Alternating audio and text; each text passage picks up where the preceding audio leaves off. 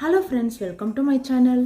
மஞ்சள் பூசணிக்காய் வச்சு ஒரு சப்பாத்தியும் தாபா ஸ்டைலில் ஆனியன் பேஸ் கிரேவி. அந்த பேஸ் கிரேவியில் நீங்கள் பன்னீர் இருந்தால் பன்னீர் சேர்த்துக்கலாம், மஷ்ரூம் இருந்தாலும் மஷ்ரூம் சேர்த்துக்கலாம். எப்படி செய்யலான்னு பார்க்கலாமா?